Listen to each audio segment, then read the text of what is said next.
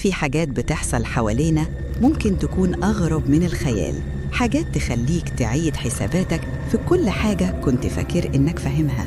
النهاردة هحكي لكم عن قصة مرعبة، مش من خيال كاتب ولا من فيلم رعب. دي حكاية حقيقية حصلت لأسرة عادية، بس اللي حصل فيها كان كله غير عادي.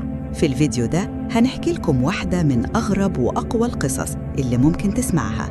قصة حصلت لأسرة مصرية عادية، لكن اللي شافوه كان خارج حدود المنطق. تخيل تودع أمك الصبح وتبوسها وترجع تلاقيها في نفس المكان بنفس الوضع، ولا كأن الزمن اتحرك.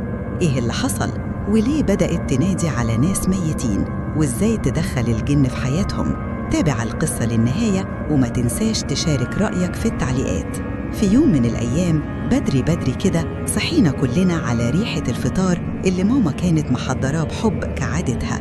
كل واحد فينا فطر وطلع على مشاويره، بابا راح شغله وإحنا طلعنا على مدارسنا. ماما كانت خلاص خلصت كل حاجة وجهزت نفسها عشان تروح شغلها الحكومي، وكانت واحدة تغريد أختنا البيبي وادتها لجدتي تحت تهتم بيها لحد ما ترجع.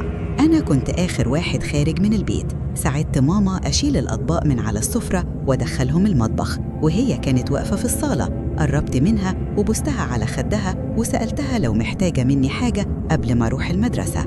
بصيت لي وابتسمت وسكتت. وأنا طالع من الباب صرخت من آخر الصالة وقلت: